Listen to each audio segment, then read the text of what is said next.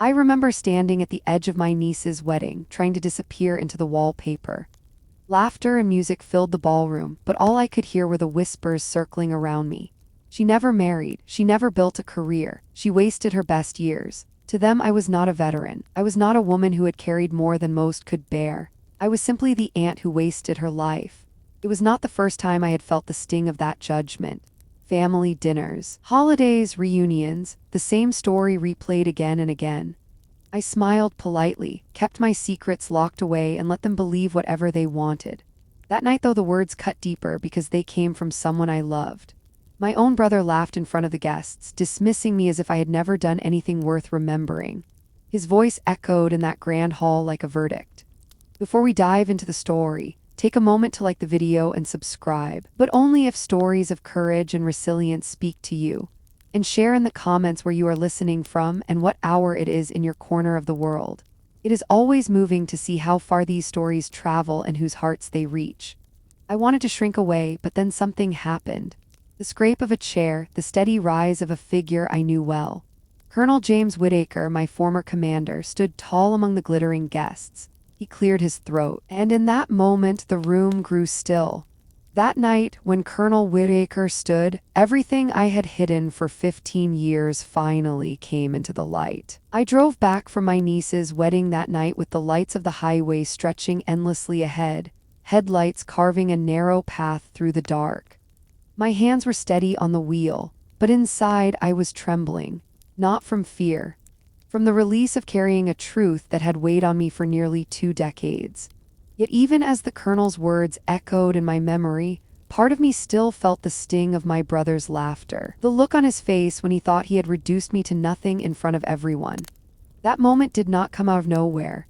It had been built brick by brick, year after year, across a lifetime of family gatherings, quiet conversations, and subtle humiliations. My brother Thomas had long since become the shining star, the successful one. And me, Eleanor Hayes, the forgotten sister, the one who never married, never built a flashy career, never gave my parents the story they wanted to share with their friends. I had allowed them to paint me with that brush. I had let them believe I was a failure because the truth was harder to explain. I live in a small house tucked in the rolling hills of Virginia, the kind of home you pass by without ever noticing. A white porch peeling in the corners, a garden I try to keep alive but sometimes neglect when my thoughts are heavy. The neighbors wave but do not linger. I am polite, quiet, easy to ignore. My car is old but dependable. My clothes are simple, nothing that draws attention. For years that life suited me, blending and felt safer than standing out. But to my family, my choices were proof of their narrative. They looked at my modest home, my solitary routines, and concluded that I had wasted my potential. Thomas would show up in his expensive suit, his polished shoes clicking on the floor, while I slipped quietly through the back door, hoping no one asked me about work. My mother's sighs became a language of their own, each exhale heavy with disappointment. My father, stoic as always, shook his head as if he could not quite comprehend how his daughter had turned out so ordinary. It was not only the words that cut me, it was the looks, those glances across the dinner table, filled with pity or confusion or quiet judgment. I had survived nights where mortar rounds shook the ground beneath me, but somehow the weight of those glances pressed deeper into my chest. Do you know what it feels like when the people who raised you look right through you, as if you are less than they imagined? Have you ever felt like you were erased not by strangers but by those who know your name and your history? If you have, share it in the comments. I know I am not the only one who has carried that kind of invisible wound. Thomas in particular never missed a chance to remind me of my so-called shortcomings. At Thanksgiving, while carving the turkey with exaggerated care, he would say, "Eleanor, maybe you could try something steady next year. There are always openings at the courthouse cafeteria." He would grin, his eyes sparkling with the delight of the joke, and everyone would laugh politely, the way people do when cruelty wears the mask of humor. At birthdays, he would pat me on the back as if I were the child and he the adult, telling me not to worry, that one day I might figure things out. It was easier to let him talk, easier to smile and nod, to sip my wine and let the conversation roll over me. I had learned the art of silence, the way soldiers sometimes learn to hold still in the dark, waiting for the right moment. Silence became my armor, though it also became my cage. Each year the bars grew thicker, and each year I found it harder to imagine breaking them. What my family never knew was that silence was also my duty. I had signed papers that bound me to secrecy. I had promised my country that certain details would never be shared outside secure rooms. Every time my brother mocked me, every time my mother sighed, I wanted to shout the truth. I wanted to tell them that while they imagined me waiting tables, I was kneeling beside wounded soldiers, hands covered in blood, trying to hold back life as it slipped away. I wanted to tell them about the desert nights when I sat awake, listening for the sound of helicopters, knowing that if the radio crackled I would be sprinting toward chaos before dawn. But I could not, and so they believed what they wanted to believe. It is strange how lies we never speak aloud can grow into the stories people live by. My silence became their certainty, and in time their certainty became my shadow. When I walked into family gatherings, I saw myself through their eyes. The forgotten sister, the disappointment, the failure. Even though I knew the truth, I began to carry their version of me like a second skin. That is the danger of silence. If you wear it long enough, you start to mistake it for yourself. I wonder, have you ever carried a version of yourself that did not belong to you? A mask handed to you by family or society, a story that erased who you really are? If so, tell me what that felt like. Sharing might help someone else who feels invisible right now. Life went on like that for years. I built routines that were quiet and safe. Morning coffee on the porch, long walks with my dog along the country roads, a job at the local library that kept me surrounded by books and silence, a place where no one asked too many questions. Outwardly, it was the life of someone who had never found their way. Inwardly, it was the life of someone who carried too many memories, too many ghosts, and who needed peace more than recognition. But peace built on denial is fragile, and every family gathering was a reminder of how easily it could shatter. I dreaded Christmas most of all, when the house filled with relatives I barely knew, each eager to measure me against Thomas's success. They asked where I was working now, their smiles already set in pity. I would answer vaguely, government work, and watch as their eyebrows lifted in disbelief. My mother would swoop in, shaking her head, telling them not to press me. She thought she was protecting me, but really she was protecting herself from admitting she did not know who I was. The truth is, she did not want to know. None of them did. They preferred the simple story, the failure who could not get her life together. It gave them something to talk about, a contrast to Thomas's achievements. Every family needs a star, and perhaps every family needs a shadow. I had become theirs, and yet part of me wondered if I had allowed it too easily. I chose silence, but silence gave them permission to erase me. The question I asked myself, late at night when the house was quiet, was whether I had been protecting them or protecting myself. Because if they knew the truth, they would have to carry it too. The blood, the loss, the weight of choices that cannot be undone. Maybe it was easier for everyone if they thought I had wasted my life, rather than realizing how many lives had been placed in my hands. There is a particular kind of silence that lives inside families. Not the peaceful kind, like a quiet evening with the windows open, but the heavy silence of things unspoken. That silence filled my parents' house for years, wrapping itself around me every time I walked through their front door. I could feel it in the way my father cleared his throat when my name came up, or the way my mother's smile faltered whenever someone asked what I was doing with my life. My father was a man of discipline. He had worked construction for 4 decades, rising before dawn, shoulders bent from lifting what no one else would. He believed in hard work, in clear results, in stories you could tell your neighbors with pride. He never quite knew what to make of me. When I was younger, he called me his bright girl, the one who could do anything.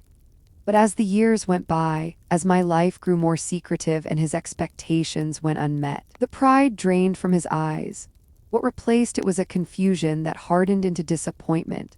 He never shouted. He did not need to. A simple shake of his head at the dinner table was enough to hollow me out. My mother, on the other hand, wielded words like tiny knives. She never meant to be cruel, at least that is what I told myself, but her sighs and her little remarks were sharper than any blade. She told people I was still finding myself, as if I were a teenager lost on the wrong road. She would pat my hand and tell me it was never too late to start over, never realizing how deeply those words stung. She thought she was softening the blow, but each time she said it, I felt erased a little more. And then there was Thomas, my younger brother, the golden child, the proof that my parents had done something right. He had charm, intelligence, and ambition, and he wore them like medals. A law degree, a gleaming office downtown, a house that stood taller than any of our neighbors. He basked in their admiration, and he learned quickly that my silence made him shine brighter. He teased me when we were kids, as brothers often do, but it was different once we were adults. His jabs carried weight, laced with a smugness he did not bother to hide. At birthdays, he would raise his glass and say, "Here is to Alina. May she someday figure out what she wants to be when she grows up." Everyone laughed politely, as if mocking your own sister was a harmless joke. I laughed too, because what else could I do? It is strange, isn't it, how families create roles and then refuse to let you leave them?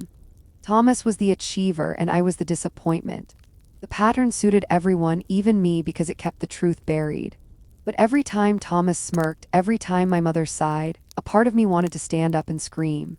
Have you ever wanted to tear down the story your family tells about you, to burn it to the ground and show them who you really are? If you have, tell me in the comments. Maybe your story will help someone else who feels trapped in a role they never chose. The years blurred together in that rhythm. Holidays, reunions, quiet dinners where Thomas bragged about his cases and I nodded along. My parents beamed at him, soaking up the glow of his success while I sat like a shadow at the table. They introduced him to their friends with pride, and when it was my turn, their voices shifted into apology. "This is our daughter Alina. She is between things right now." Between things, as if my whole life were a waiting room. Sometimes I think the cruelest part was not what they said, but what they never asked. They never asked me if I was happy.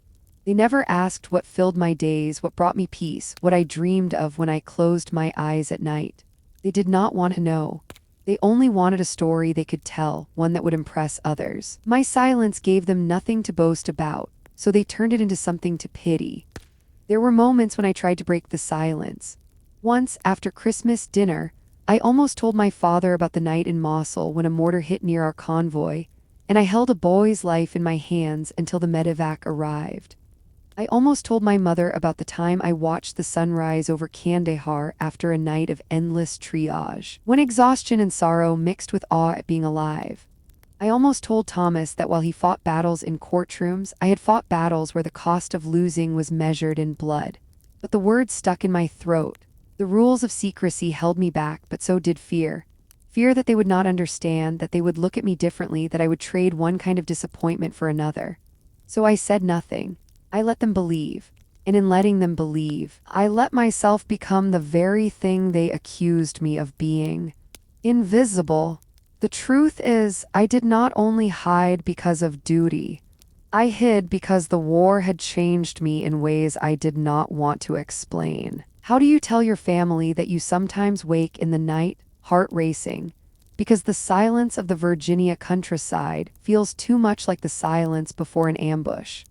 How do you tell them that you avoid fireworks on the 4th of July because the sound drags you back to places you want to forget? How do you tell them that you carry the names of men you could not save, written in the quiet corners of your memory? It was easier to let them think I had failed at life than to let them see how the war had carved me hollow. Looking back, I wonder if Thomas sensed it. If somewhere beneath his arrogance he knew that my silence was not emptiness but something heavier. Perhaps that is why he mocked me. Maybe it was easier for him to laugh than to admit he did not understand. People often laugh at what they fear, and nothing frightens people more than the things they cannot control. Still, the weight of his ridicule piled higher with each passing year. By the time my niece announced her wedding, I had resigned myself to playing my role one more time. The forgotten sister, the quiet shadow, the one everyone whispered about. I told myself I could endure it, that I had endured worse. But deep down I felt a shift. A restlessness I had not known before. Something inside me was growing tired of being erased. Do you know that feeling? When the role you have played for so long no longer fits, when the silence you once thought was safety begins to suffocate you. If you do, I invite you to share that moment in the comments. I think of this channel as a place where our hidden stories can breathe, where silence can finally break. As the wedding day approached, I tried to prepare myself. I picked a modest dress, nothing that would draw attention. I rehearsed polite answers to the questions I knew would come. I told myself to smile, to stay quiet, to survive another evening as the family's disappointment. But as I packed my bag that morning, something inside me whispered that this time might be different. I could not have known then what would unfold, or how one man's voice would finally tear down the shadows I had lived in. But I felt it, a shift in the air, a restlessness that told me the silence I had carried for 15 years was about to crack. And once silence breaks, there is no going back. That is how it was before the wedding. A life lived in shadows, erased by silence, weighed down by what they never knew. But the truth has a way of demanding to be seen. And mine was waiting for me in the most unexpected of places. When people looked at me, they saw a quiet woman in her 40s who never quite figured out what to do with her life. They saw a modest house, a plain car, and a career that looked like drifting. What they never saw was the part of me that had lived in sand and dust, in tents that rattled in desert winds, in operating rooms where every second was borrowed time. I was 25 when I raised my right hand and took the oath that would change everything. I had been restless after college, unsure of where I belonged, and the Army Medical Corps seemed like a calling I could not ignore. My parents thought it was a phase. Thomas laughed, saying I would never survive basic training. I carried those doubts with me when I boarded the bus, but once I was in uniform, something in me settled. For the first time, I felt purpose in my bones. The training was grueling, but the harder it got, the stronger I felt. I learned to run until my lungs burned, to lift more than I thought possible, to stay awake when exhaustion screamed at me to stop. More than that, I learned what it meant to carry someone else's life in my hands. We trained on dummies and mannequins, but I understood that one day it would be real. One day the blood would not be fake, and the weight on my shoulders would not be imagined. The first deployment came fast. Iraq. I remember stepping off the plane, the heat slamming into me like a wall, the smell of dust and diesel filling the air. The base was a maze of tents, sandbags, and barbed wire. The nights were loud with helicopters and distant thunder that was not thunder at all. My first patient was a young soldier, barely 19. Shrapnel had torn into his side. My hands shook as I worked, but training carried me through. When his pulse steadied and color returned to his face, something shifted inside me. I knew then that this was my place. But for every life we saved, there were others we could not. There were nights when the blood ran too fast, when the injuries were too severe, when no amount of skill or prayer could turn the tide. Those were the names I carried home. Those were the faces I saw when I closed my eyes. We rotated between Iraq and Afghanistan, the landscapes different but the grief the same. Mountains in one, endless sand in the other, but always the same cries, the same desperate rush against time. I learned to shut down parts of myself in order to function. You cannot weep when your hands are deep in a chest wound. You cannot freeze when the ground shakes with explosions. You just keep going, one breath, one stitch, one heartbeat at a time. The medals came quietly, tucked into drawers I rarely opened. A bronze star, commendations, words on paper that meant less to me than the letters from families who thanked me for bringing their sons and daughters home alive.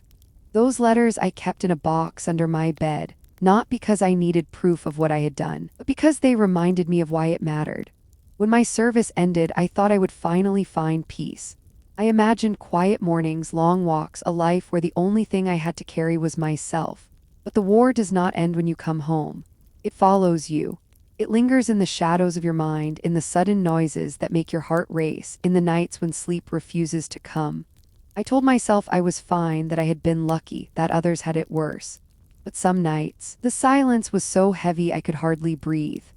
That is why I chose the life I live now. Modest, simple, quiet.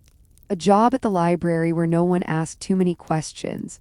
A house where I could close the door and keep the world at bay. To my family, it looked like failure. To me, it was survival.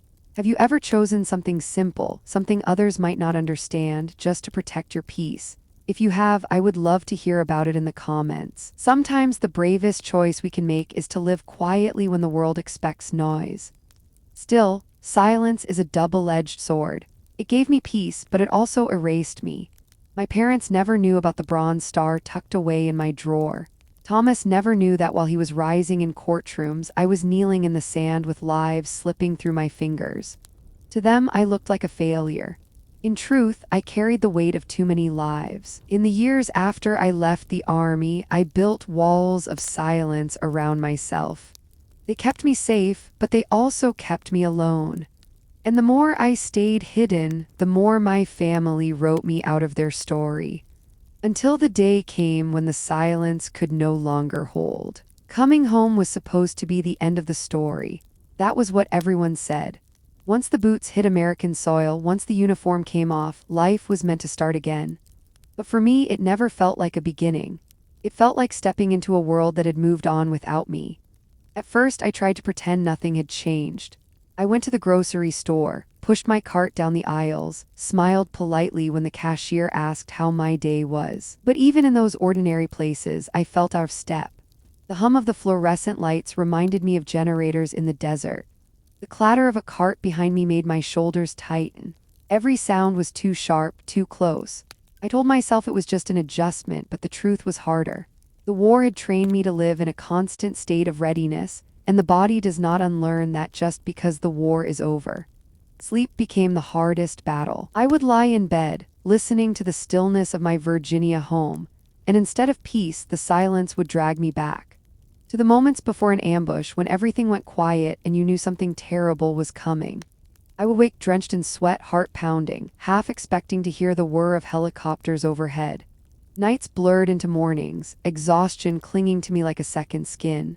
Have you ever carried a sleepless night that no one else could see? Have you put on a calm face while inside your body was still running from ghosts? If that resonates, share it below. You never know who else might be reading, nodding along, realizing they are not alone. The doctors called it mild PTSD. They said it gently, as if adding the word mild would make it easier to swallow. I nodded, accepted the pamphlets, tried the breathing exercises. Some days they helped. Other days the memories pressed harder, reminding me that trauma does not measure itself in degrees. It either lives in you or it does not. And for me, it lived deep. Still, I was determined not to let it consume me. I found small ways to anchor myself. Early morning walks along the back roads where the fog curled around the fields like a blanket. The steady rhythm of my dog's paws on the gravel reminding me to stay present. The library job, where I could spend my days surrounded by books and quiet order. Pages do not bleed, stories do not scream, and I found comfort in that. I avoided fireworks, avoided crowds, avoided anything that felt too loud or too sudden. My family thought it was because I was shy, withdrawn, unwilling to engage. They never guessed that every crackle and bang could hurl me back to a battlefield.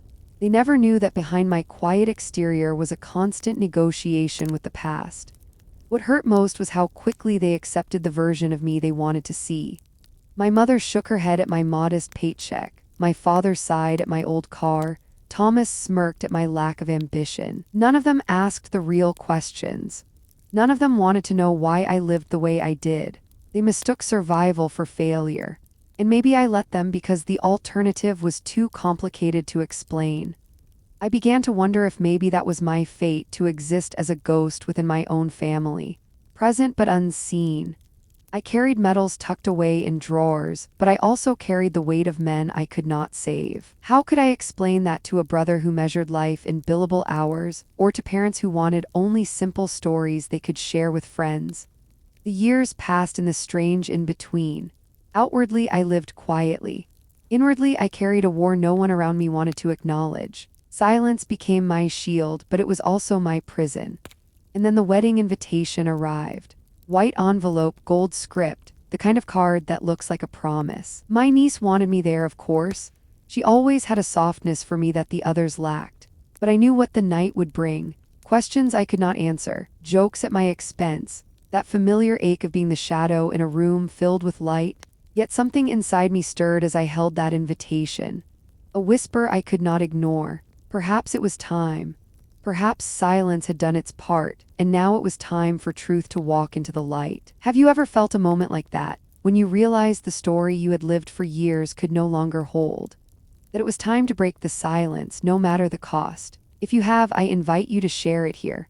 Sometimes the bravest step we take is letting others finally see us as we are.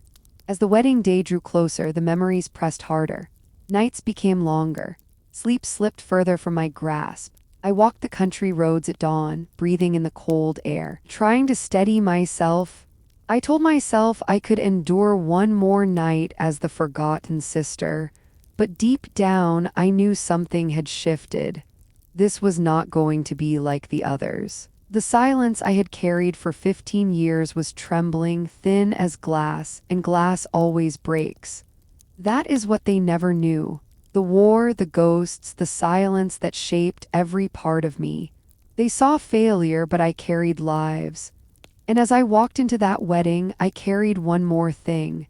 The sense that my time in the shadows was ending. The church stood at the edge of the old town square, its stone walls weathered by centuries of prayers and promises. Sunlight streamed through tall windows, casting beams of gold across the pews. At the front, a memorial plaque bore the names of local sons lost to war, each etched in metal, each a reminder that sacrifice is never far from memory. I had walked into many sacred spaces in my life, but that day, as I stepped inside for my niece's wedding, I felt like a ghost moving through a place meant for the living. The guests filled the pews with chatter and perfume and rustling silk dresses. My family moved among them with practiced smiles, as if this day belonged to them as much as to the bride. Thomas was radiant, his suit tailored, his laughter easy, his charm drawing people like moths to a flame. He belonged in this world of light and attention. I, as always, sat quietly at the edge, blending into the background. I should have been used to it by then, the way my family introduced me with soft tones and quick glances, as if warning others not to expect much. This is Alina, she is taking some time to figure things out. I could hear the pity tucked inside the words, feel the sting as eyes slid over me and quickly away. I smiled because that was what I had learned to do. The ceremony itself was beautiful. My niece walked down the aisle in a dress that shimmered like water, her face glowing with the kind of joy that cannot be faked. I watched her father, my brother Thomas, beam with pride as he gave her away, his hand steady on hers. For a moment, I let myself forget everything else. For a moment, I simply felt grateful to witness love so pure. But family roles are hard to escape. At the reception, in the grand hall with its high ceilings and chandeliers, the air shifted. The music played, glasses clinked, and the jokes began to roll as easily as wine. Thomas never wasted an opportunity to remind me of who I was in his eyes. He placed his hand on my shoulder, leaned close enough for others to hear, and said, "Alina, you have lived all these years and still have nothing to tell." His voice carried just enough for the surrounding tables to catch it, and laughter rippled in polite waves. I felt heat rise to my cheeks, not anger exactly, but that old familiar humiliation. It pressed against me, heavier than the medals I had hidden in drawers. I looked around the room, and for a moment it seemed as though everyone agreed with him, as though his words confirmed what they had always believed. Do you know that feeling, when the world seems to nod along with the voice that cuts you down? When silence in a room feels like consent to your erasure? If you have ever felt that, tell me in the comments. Sharing may help someone else who is carrying the same invisible weight tonight. I could have walked out then. I considered it. But my niece deserved my presence, and leaving would only confirm what they thought of me. So I sat, my hands folded tightly in my lap, my face calm though inside I was unraveling. And then I saw him. At first, I thought my eyes were playing tricks on me. Across the room, standing tall in a dark suit, his hair now streaked with silver, was Colonel James Whitaker. My heart jolted, not with fear, but with recognition. He had been my commanding officer during my second deployment. A man who had walked through fire with us, who had demanded everything and given just as much. I had not seen him in years. I did not know he even knew my family, but as I watched him laugh with an older uncle near the bar, the truth clicked. They had been classmates in college, long before either of us wore a uniform. I sat frozen, questions tumbling in my mind. Did he know the story my family told about me? Did he realize that to them I was nothing but a wasted life? I remembered the times he had seen me steady my hands under pressure, the nights he had watched me carry on when others broke. If anyone knew the truth of who I was, it was him. My chest tightened. If he chose to speak, everything could change. Have you ever had a moment like that, when someone from your past could shatter or save the story others believe about you? What would you want them to do? Share your thoughts below because the choices of others often shape the truths we live with. The reception carried on with clinking glasses and easy laughter, but under it all I felt a tightening, a storm building that only I seemed to sense. My brother thrived in the glow of attention, weaving through the tables with his wine glass raised, his voice carrying like a man certain that the world existed to applaud him. I had seen men like him before, not in suits but in uniforms, men who mistook power for purpose. At first his remarks came lightly, almost harmless to anyone who did not know the history behind them. He told one group of guests how determined he had been in law school, how his drive set him apart, then he tilted his head toward me. Not everyone is built for that kind of grit, he said, his smile slicing in my direction. The guests chuckled politely, unsure if they were meant to laugh. I pretended not to hear, but the words burrowed deep. Later, while the band played a soft tune, he leaned against my chair, lowering his voice just enough to make the cruelty more intimate. "Eleanor, do you ever regret not doing anything with your life?" His tone was honeyed, but the blade beneath it was sharp. I looked at him, my own brother, and I wondered how he could be so blind. He had measured me by his scale for so long that he believed it was the only one that mattered. I wanted to answer him, to tell him about the nights in makeshift operating rooms, the mornings when I carried men heavier than myself to waiting helicopters, the hours when I pressed my hands against wounds while the world exploded around us. But I said nothing. I had grown used to silence, even when silence cost me pieces of myself. When the toasts began, I braced myself. The best man spoke warmly. The maid of honor followed with laughter and tears. Then Thomas rose, his voice ringing out over the clatter of forks and glasses. "I want to thank everyone for being here tonight," he began, his words smooth, rehearsed. "Emma and I are blessed to celebrate in such a historic place, surrounded by honor and tradition." His hand swept the room like he was addressing a courtroom, not a family. And then he paused. His eyes landed on me. "Some of us live for challenge, for ambition, for pushing beyond limits. Others choose comfort, staying in the same place year after year." He let the silence hang heavy before he smiled. "Like my sister Eleanor, who has spent her whole life with nothing to show." The laughter that followed was not loud, but it was enough. Enough to slice through me, enough to make my hands curl into fists under the table. My mother's face tightened, my father looked down, and no one stopped him. For a moment I felt the walls close in, the humiliation pressing down as if the entire hall agreed with him. Have you ever been in a room where someone reduced you to nothing, and silence from others felt like consent? What did you do? How did you carry that moment? If you are willing, share in the comments. Stories like these can remind someone else that they are not alone. I stared at my glass, willing my face to remain calm, my heart beat steady. And then across the room I caught movement. Colonel Whitaker stood slowly, his height commanding attention even before he spoke. He adjusted his jacket, cleared his throat, and the murmurs faded. I felt my breath catch. This was it. The moment I had never dared imagine. My family's story of me had ruled for 15 years, but the man now rising to his feet knew another story. The true one. I straightened in my chair, not in defiance but in readiness. Whatever came next, my silence was no longer mine alone to hold. That was the moment the room shifted. My brother's laughter still echoed, but it was already dying. Because when Colonel Whitaker began to speak, truth itself rose with him. The sound of his chair scraping against the floor cut through the room sharper than any toast. Colonel James Whitaker stood slowly, the kind of deliberate motion that draws attention without a word. He was taller than I remembered, his shoulders still broad despite the years, his posture straight as a man who had never stopped carrying the weight of command.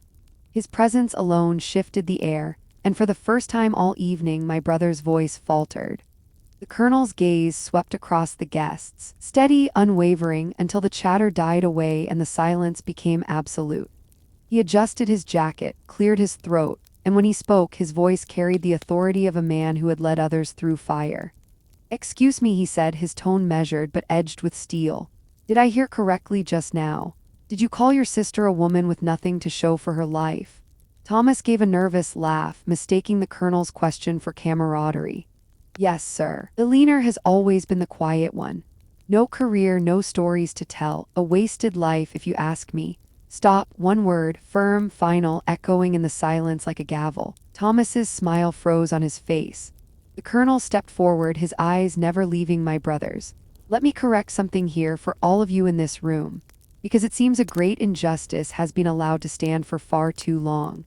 The guests shifted uneasily in their chairs. My mother's glass trembled in her hand. My father sat stiff, his jaw clenched. In me, I could hardly breathe. My heart pounded against my ribs, my palms damp, every muscle in my body tense. This was the moment I had avoided for years, the moment when silence would no longer shield me. Colonel Whitaker turned and his gaze landed on me. He held it there, steady, respectful, before facing the room again. This woman, he said, is not a failure. She is not wasted potential. She is not the disappointment you think she is. Her name is Eleanor Hayes. She served with me in the Army Medical Corps, and she saved lives while you thought she wasted hers. Gasps rippled through the hall. Conversations cut off mid-breath. The band stopped playing. The clinking of silverware stilled. All that remained was the colonel's voice, clear and unflinching. In Fallujah, he continued, when mortar fire tore through our position, it was Eleanor who kept young soldiers alive. When blood flowed faster than we could stop it, when chaos reigned and fear threatened to break us, she did not falter. She bent over broken bodies and brought them back. That is not failure. That is not wasted. That is valor. I felt my throat tight and tears burning at the edges of my vision. For 15 years, my family had carried one story about me, and now, in the space of a few sentences, it began to crumble. The colonel's voice softened, though the steel never left. She was awarded the Bronze Star for her actions. She has commendations, letters from families who still have their sons and daughters because of her. Yet here in her own family, she has been mocked, diminished, dismissed. That ends tonight. No one moved, no one dared. My brother's face had gone pale, his mouth open but no words escaping. My mother's hand flew to her lips, her eyes wide with disbelief. My father stared at me as though he were seeing me for the first time. I sat frozen, every muscle trembling with the force of the moment. Relief and terror collided inside me. Relief that the truth had finally been spoken, terror that the walls I had built for so long had shattered in an instant. Have you ever experienced a moment when someone else spoke the truth you had buried, a truth you were too afraid to share? How did it feel? Did it free you, or did it scare you? Share it in the comments. Because there are people listening tonight who need to know what happens when silence breaks. The room was silent, heavy with the weight of revelation. For years I had lived in the shadows, and now, under the light of his words, there was no turning back. The truth had stepped into the room, and it was mine to claim. For a moment the hall felt weightless, as if time itself had stopped.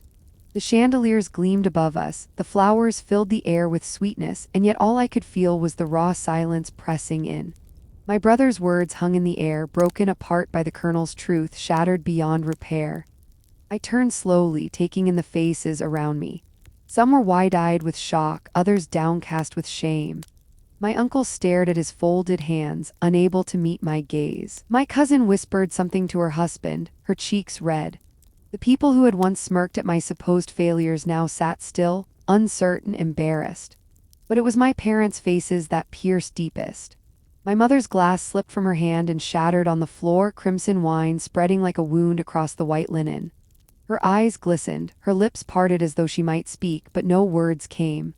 My father's hands gripped the table, knuckles white, his jaw set tight, as if holding back something far heavier than anger. I sat there trembling, my breath shallow, caught between the urge to disappear and the pull to stand. For 15 years I had lived beneath their story. For 15 years I had allowed their pity to define me, their silence to erase me. Now, with the colonel's words echoing through the room, there was nowhere left to hide. Slowly I rose. My knees wavered, my voice caught, but I forced myself upright. I looked at my family, at the faces I had loved and feared in equal measure, and I let the words I had swallowed for years finally escape. Yes, I said softly, my voice carrying farther than I expected. I served in the Army Medical Corps for 15 years.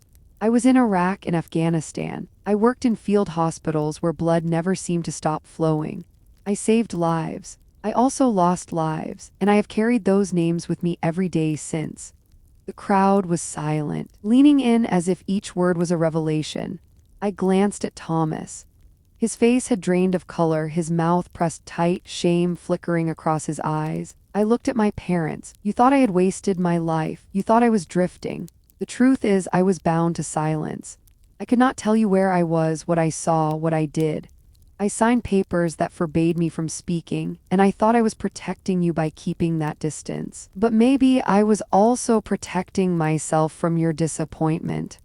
I drew a deep breath, the weight in my chest easing for the first time in years. Every time you called me a failure, I was kneeling in the dirt with someone's son in my hands. Every time you pitied me, I was choosing whether to fight for one life or another, choices no one should ever have to make. Every time you laughed at me, I was carrying the ghosts of those who did not make it home. I paused, my voice breaking, but I kept going. To you, I looked like nothing. But in truth, I carried too much. Tears welled in my mother's eyes. My father lowered his head, his shoulders shaking once. Across the room, someone began to clap softly, then another, until the sound rose, hesitant but strong. It was not applause for spectacle. It was respect, recognition, a sound that felt like a balm against wounds long left open. Have you ever spoken a truth you carried alone for too long? Did it break you or did it set you free? If you have the courage, share it in the comments. Someone listening tonight may be waiting for permission to do the same. The colonel stepped beside me then, his presence steady at my shoulder. He looked at my family, his voice quiet now but firm. She does not need my words. She has her own. But know this. The woman you dismissed as wasted has done more for this country than most will ever know. I stood taller, my hands no longer trembling. For the first time in years, I felt whole. Not two people. The hidden soldier and the disappointing sister, but one. The truth was out, and it was mine to own. The hall was still, filled not with laughter or pity, but with something heavier, something almost sacred. Respect. And beneath it, a shift so small it could barely be named. The story my family had told for years was broken, and in its place a new one had begun. That night, as the truth settled over the room, I realized something I had never understood before. Silence had protected me, but truth set me free, and freedom, I discovered, is the beginning of healing. The hall emptied slowly, guests slipping away in hushed pairs, their laughter replaced with quiet murmurs. The music had stopped long ago, the scent of wine and roses lingering in the heavy air. I stayed seated for a while, letting the weight of the evening sink into my bones. For 15 years I had carried the truth alone, and now it had been laid bare under chandeliers and candlelight. It felt strange, almost unreal, as though I had dreamed the whole thing. My father was the first to approach me. He walked slowly, his shoulders still squared the way they had been when he was younger, though now bent by age and time. He stopped in front of me, his face unreadable. For a moment, I braced for disappointment, for the familiar shake of his head. Instead, he extended his hand. His grip was firm, steady, a handshake that said more than words. His eyes met mine, wet with something he could not speak. And for the first time in years, I felt his respect. My mother followed, her steps hesitant. She did not try to explain, did not rush into apology. Instead, she touched my cheek with her palm, her hand trembling. Her eyes were wide, brimming with tears, her lips moving as though to form words, but no sound came. She did not need to say it. For the first time, she looked at me not with pity, but with pride. One by one, relatives came. Some offered awkward apologies, their voices hushed with shame. Others simply nodded, unable to meet my eyes. A few avoided me altogether, slipping out without a word, unwilling to reconcile the woman they thought they knew with the truth that had been spoken. And then there was Thomas. He lingered near the bar, his glass untouched, his face pale. I saw the conflict in his eyes, pride wounded, arrogance cracked, shame seeping through. When he finally walked toward me, his steps were slow, uncertain. "Eleanor," he began, his voice low, I don't know what to say. I studied him, my brother who had mocked me for years, who had built his shine on my silence. I let him stand in his discomfort before I answered. "It's not about medals, Thomas, it's about respect. For soldiers, for waitresses, for anyone who serves with dignity." He blinked, his mouth opening as if to argue, but no words came. For once, my brother had nothing to say. He nodded almost imperceptibly and walked away. Have you ever had a moment when someone who hurt you finally stood speechless, their power stripped away? Did it feel like victory or something more complicated? Share your thoughts below. I believe others listening tonight might recognize themselves in your story. Later, when the hall was nearly empty, my niece found me. She had changed out of her gown, her hair loose around her shoulders, her face still glowing with the joy of the day. She wrapped her arms around me, holding me tightly. "Annalena," she whispered, "you're my hero. I don't care what anyone else said before. You're who I want to be when I grow up." Her words pierced deeper than any applause, any apology. In that moment, I realized that sometimes the respect of one honest heart matters more than the approval of 100 polite strangers. When I finally stepped out into the night, the air was cool, the stars scattered wide across the Virginia sky. I drew in a long breath, steadying myself. The truth was out now. The silence had broken. Nothing would ever be the same again. Have you ever had someone you love finally see you clearly after years of misunderstanding?